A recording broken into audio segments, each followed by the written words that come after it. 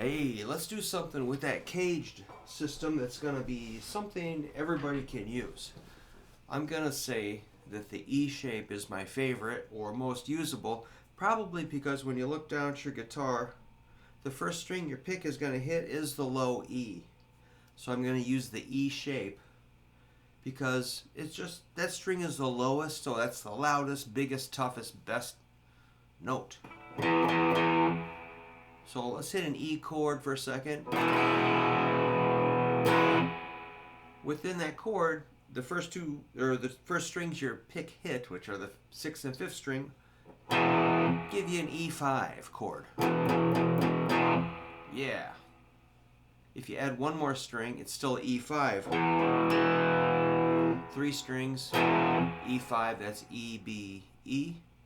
If we add one more string, it becomes an E major. And if you add your second string, it becomes an E major still. And first string. So you got your choice of all 6 strings you can hit with a downstroke.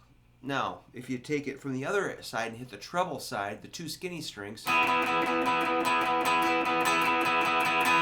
of give you that Chuck Berry thing.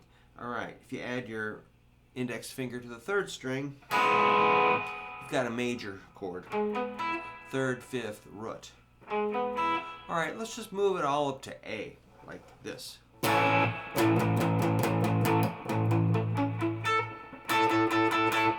You've got all those little shapes in there you can use. The power chord and the lead sound, all within that chord. But you're going to you can either hold it all down with the big shape or just do little portions, like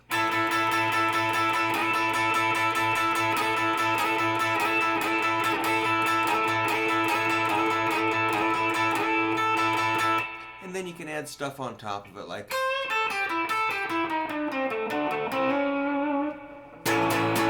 there's that major 3rd.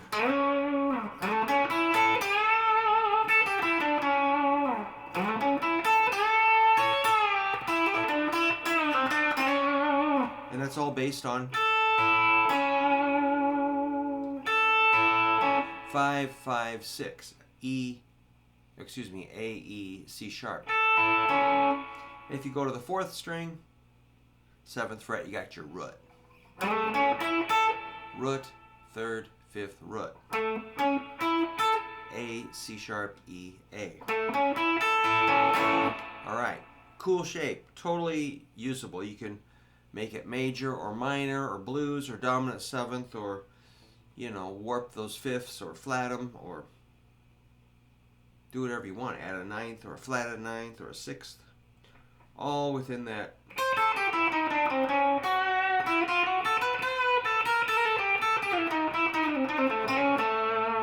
Your choice. All the notes are right there based on the E shape. And it's easy to move to another chord. So let's say you're going A, D, C. You could play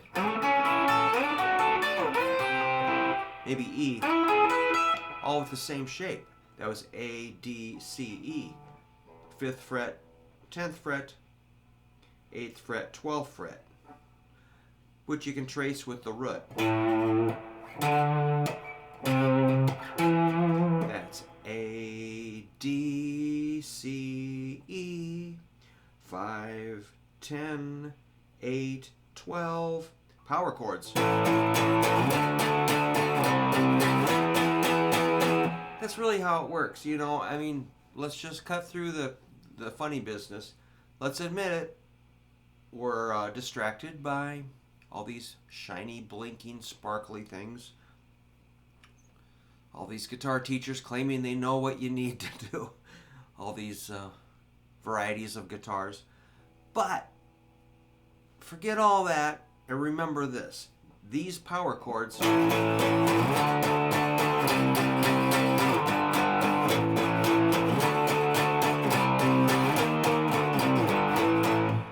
are kind of what you need if you're going to just visualize getting out in the garage with your best buds. One's playing the drums, one's on bass, you're on guitar, you're just going to make up some stuff. And you're like, what are we going to play, guys? And like, You know, oh, we don't know any songs.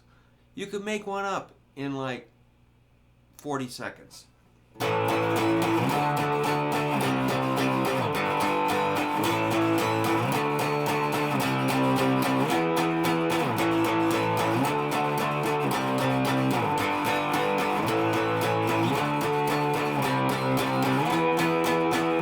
My fingers never left those strings. Exact same shape.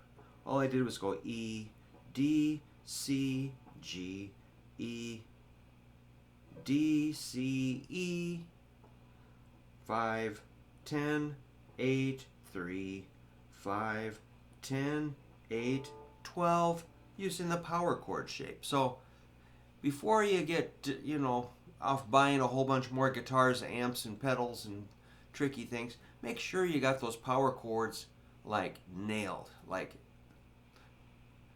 most of my people, like, hey, give me a power chord. They're like, how so? I'm like, this is not like a check back in later. This is pretty much now. You gotta kind of be on it right now.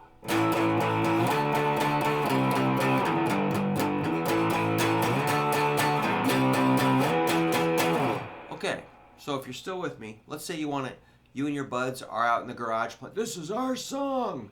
You're playing it like, yeah, we don't suck. It's a miracle. Okay, I'm saying it's not that hard to make some pretty gnarly rock and roll.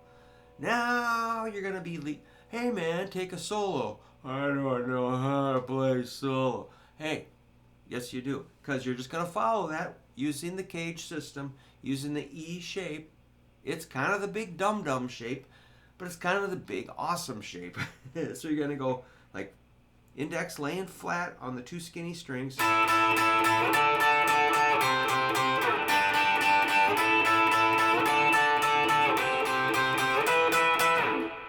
Genius! That's 5, 10, 8, 3, 5, 10, 8, 12.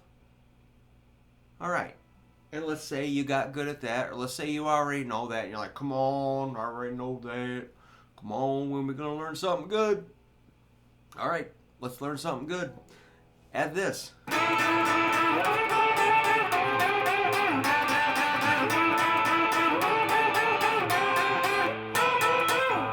Maybe that's not that good, but it's a step.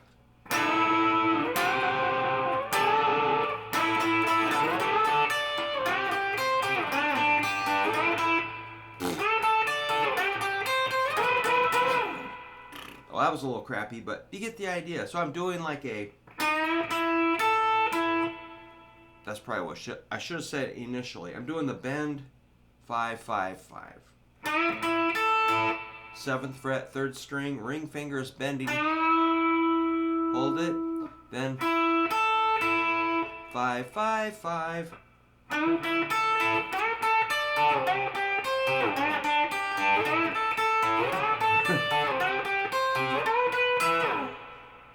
I'm just saying you could develop something using that. It's one shape, one lick, just moving. You got to be able to track those frets, 5th fret, 10, 8, 3, 5, 10, 8, 12.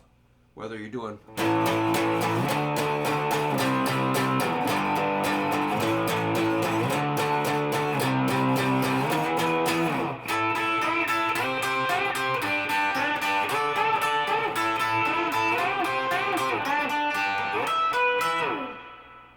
And you can break those up so they're not all exactly the same when you're soloing. You could even do just like...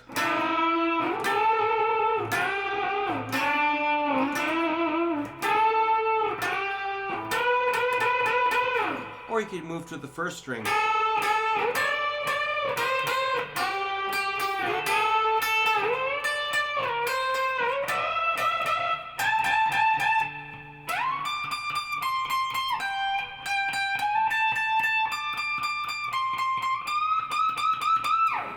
You can tell I'm still following that chord progression. You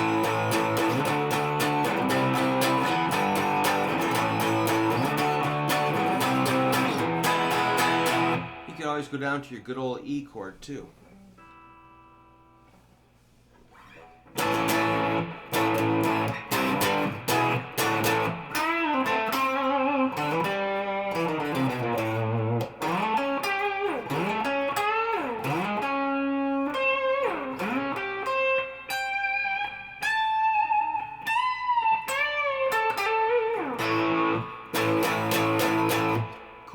so that's using, once again, the E shape.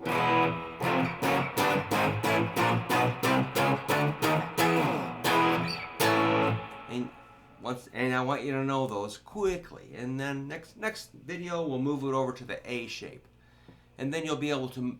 We'll figure out how to, learn those chords up and down the neck. Some little sneaky tricks for licks and chord progressions. And then it's going to be your job to learn both, and then be able to jump them both back and forth, like A, D, A, G, C, G, F, B flat, F, B flat, F, B flat, F.